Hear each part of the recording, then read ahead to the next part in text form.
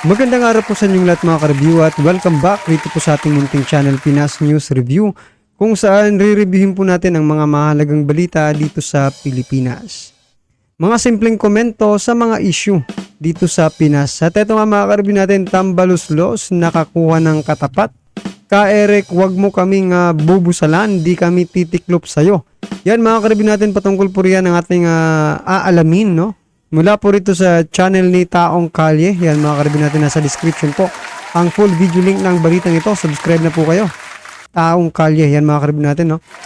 Kung bago ka pa lang at di pa po nakapag-subscribe sa ating munting channel, please don't forget to subscribe at i-click na rin po ang bell notification para updated ka po sa lahat ng ina-upload sa ating reaction video. At ito na nga mga ka-review natin, sama-sama at sabay-sabay po natin pakinggan, panoorin at bigyan ng reaksyon ang balitang ito. Ito na po. Na kayo'y tanungin sapagkat kayo'y public official. Tungkulin niya ng mamamayan, tungkulin niya ng media. Walang malisya po doon. O bakit ngayon nagkaroon kayo ng resolusyon na bigla niyong paiimbestigahan ang franchise ng SMNI on the ground na kami ay nangiintriga at nagpapakalat ng fake news na para bagang kasalanan ang pagtatanong kung totoo o hindi ang natanggap naming impormasyon. Ika-28 ng Nobyembre, itinanggi ng House of Representatives nitong Martes ang mga pahayag na si Speaker Martin Romualdez ay gumastos ng 1.8 na bilyong piso para sa mga gastusin sa paglalakbay sa loob ng isang taon, na tinawag silang unfounded and categorically false.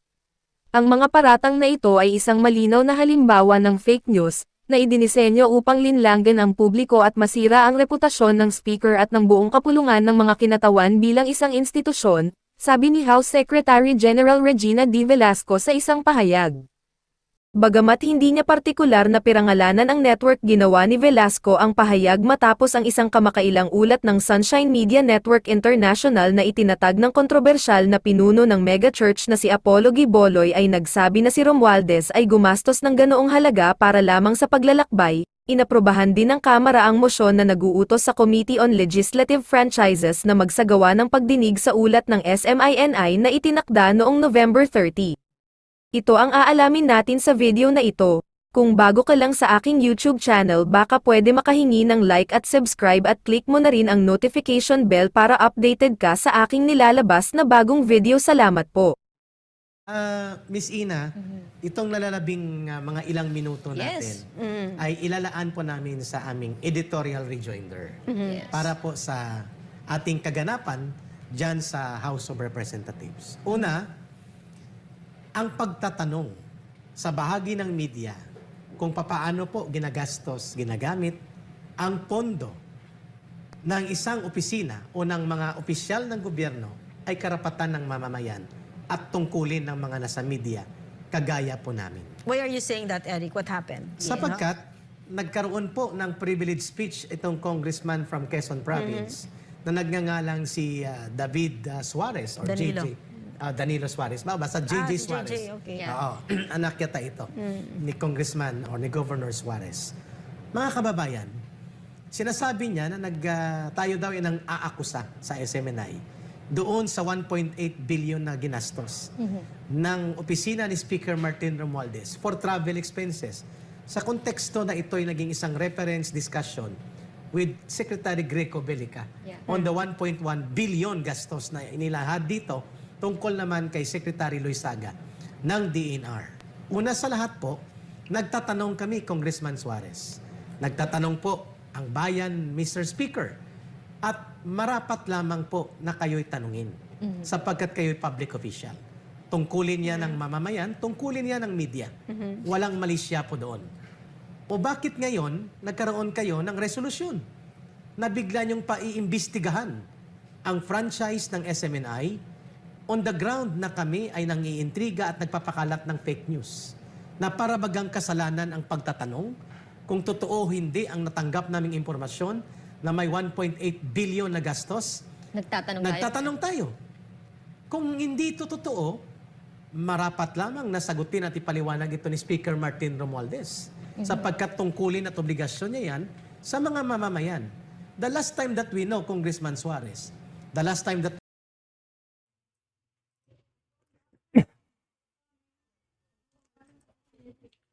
So ito nga po mga karibin natin, no, may nag-comment po. Sinasabi po nitong nag-comment na to mga karibin natin na malamang tinitira itong Seminay mga karibin natin ni Speaker Martin Romualdez mga karibin natin. Kasi siya raw di umano mga karibin natin ang may-ari ng ABS-CBN ngayon mga karibin natin, no.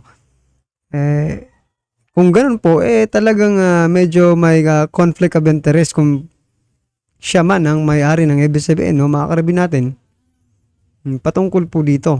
Doon naman po sa, di ba, nagtatanong lang naman pala ang Seminay, mga karibin natin, kung saan ginastos, no? Yung pondo ni, eto mga karibin natin, walang pagkakaiba ito doon sa sinasabi ni dating Pangulong Duterte na open the book, di ba? Wala po itong pagkakaiba sapagkat parehas lang naman ng context, mga karibin natin, na magkaroon sana ng transparency ang House of Representatives, no? Sa taong bayan. Kasi taong bayan naman sa kanila ang papasweldo. Bukod doon ay taong bayan po ang nagbibigay, no, ng kanilang pondo. From our taxes, mga karibin natin. Isipin mo, hindi po natin pwedeng malaman kung saan ba napunta yung pondo, no? O kung saan ginamit, di ba? Kung kay BP Sara nga, di ba, binuklat ninyo o na confidential fund, pero sa inyo bawal. Para namang di ba? Para namang nakaka-insulto po kayo sa taong bayan, di ba? Ikaw ba ngayon na nanonood ngayon, mga karibid natin, di ba? Para iba na, parang iniinsulto tayo. Na tayo yung papasweldo, tapos hahanapan lang natin kung saan napunta, hindi tayo, di ba? Hindi tayo pagbibigyan. Nako, medyo to, mga karibin natin We know here, Speaker Martin Romualdez, wala na po tayo sa diktadura. Hindi po dictatorship ang forma ng gobyerno. And you do not own the government. Neither do you own the House of Representatives. Though you are the Speaker, you are only part of the House of the Representatives. Ang Kongreso ay representasyon ng mamamayang Pilipino. Kailan naging krimen at kailan naging mali ang pagtatanong sa kondukta sa mga pondo at paggamit ng pondo ng mga public officials kagaya ni Speaker Martin Romualdez? At bakit pupunta sa franchise ng SMNI? Did you ask yourselves, hindi ba ito lantarang paggamit ng kapangyarihan ng gobyerno which ipinahiram lang sa inyo ng mamamayan for an implementation of censorship? Yes. Pagsupil yan. Pagsupil sa karapatan sa malayang pamamahayag na ginagarantiyahan ng konstitusyon. At ito ay mandato na ibinigay sa inyo ng mamamayan na narespetuhin nyo ang mga nakasaad sa saligang batas. The expression, the freedom of expression, the freedom of the press. Pangalawa, kailan po hindi pwedeng magtanong ang mamamayan at ang media tungkol sa mga public funds na ito? Natanong nyo rin ba ang sarili nyo?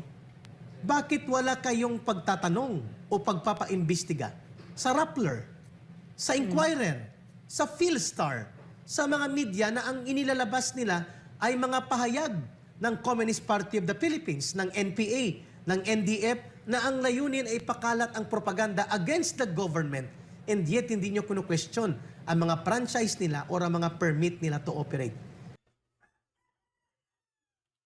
So yan na mga karibin natin, nagkakaalaman na kung sino ba talaga ang kakampi ng gobyerno. Ito nga nakakapagtaka mga karibin natin, no? Ano ba ang SMNI kasi mga karibin natin, alam naman po natin na nagdi-disseminate sila ng mga information about dito sa mga makakaliwang grupo, di ba? Kung sino-sino ito, binubulgar nila sa pamamagitan po ng mga dating kadre, mga karibin natin, no? Dating mga kasapi ng mga makakaliwang grupo. Tulad po ni Ka Eric, mga karibin natin, at ang iba pa, di ba? Sila po yung mga kadre ng mga kaliwang grupo na muling nagbalik sa gobyerno, no, mga karibin natin, para tulungan po ang ating gobyerno na ibulgar itong mga kaliwang grupo. No, doon naman po sa ibang mga mainstream media, mga karibin natin, na parang binibigyan pa nila ng importansya, 'di ba? Yung mga sasabihin ng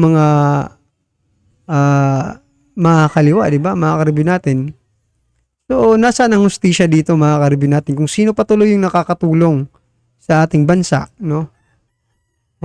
In nation building, mga karibin natin, sila patuloy yung sinisikil ngayon, mga karibyo. Ha?